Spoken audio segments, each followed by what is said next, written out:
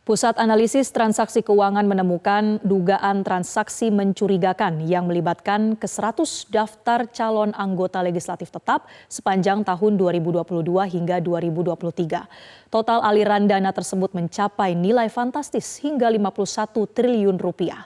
Lalu seperti apa detail dari temuan PPATK ini dan bagaimana tindak lanjut yang akan diambil PPATK terutama mendekati puncak dari tahapan pemilu?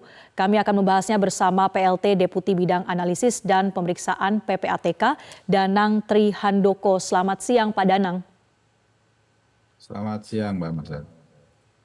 Baik Pak Danang, bagaimana sebetulnya awal mula PPATK menemukan transaksi mencurigakan yang melibatkan 100 caleg ini dengan total 51 triliun? Ya, jadi sesuai dengan kewajiban undang-undang, setiap penyedia jasa keuangan begitu menemukan unsur-unsur transaksi keuangan mencurigakan, itu wajib menyampaikan laporan ke PPATK.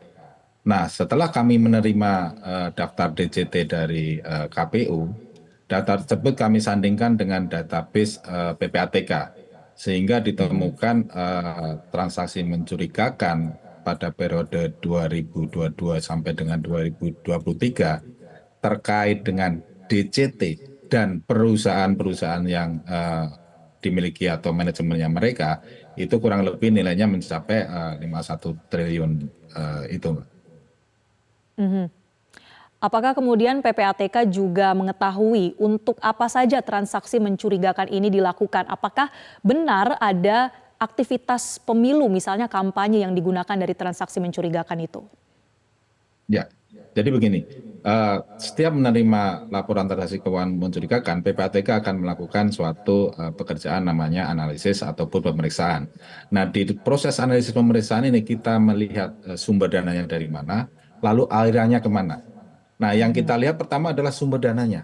Apabila sumber dana yang masuk ke DJT ini adalah diduga dari suatu aktivitas ilegal atau suatu tindak pidana, tentu kita sampaikan hasil analisis ini ke penyidik terkait. Misalnya terkait korupsi bisa ke KPK, bisa ke Kejaksaan, bisa ke Polri.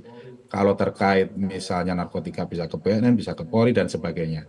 Nah, setelah dana masuk ini digunakan untuk apa? Apakah beli aset ataukah untuk aktivitas kampanye?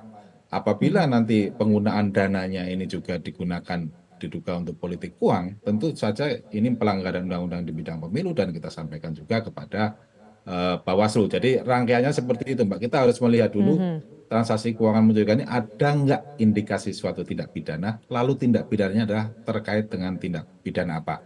Jadi kalaupun ternyata transaksi laporannya itu juga dari dana yang legal dan digunakan untuk hal yang legal, ya tentu saja tidak masalah, gitu kan ya. Nah, itu tetap kita simpan di database PPATK. Demikian, Mbak.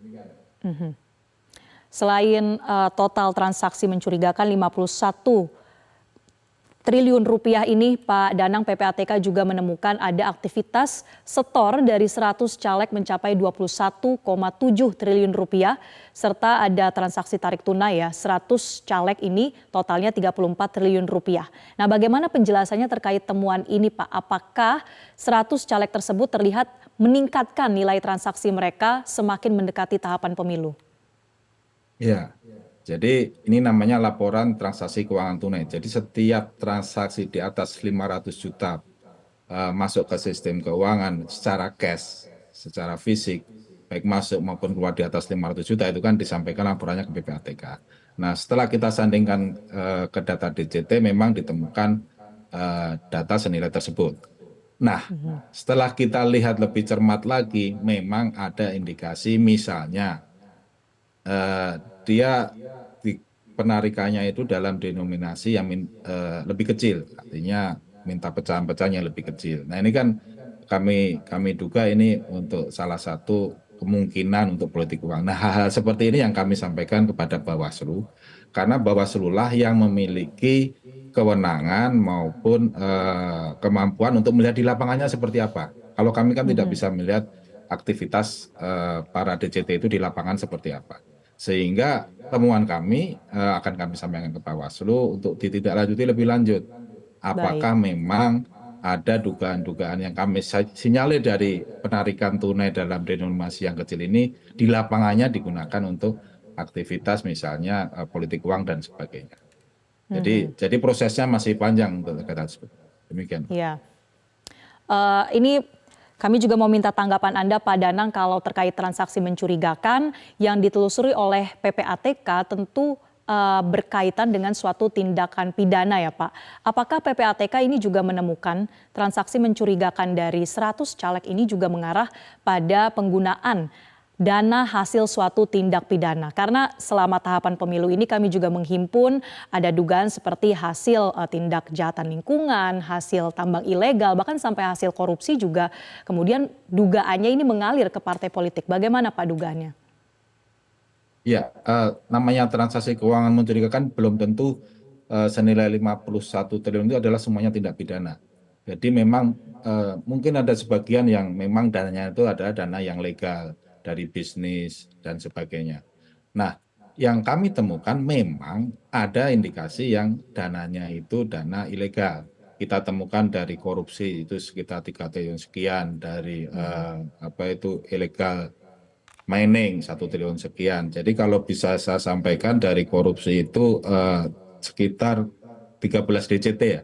Kami temukan itu istilahnya terkait dengan dana-dana yang diduga dari tindak pidana korupsi. Nah ini kita sampaikan ke KPK untuk ditindaklanjuti.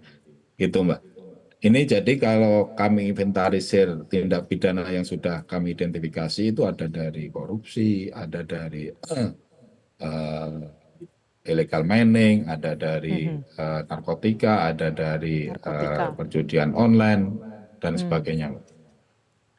Jadi Ya, sudah baik. banyak yang kita lihat dari DCT ini memang sumber dananya juga dari yang dana ilegal, dan ini sudah kami sampaikan kepada penyidik terkait, aparat penegak hukum terkait untuk ditindaklanjuti.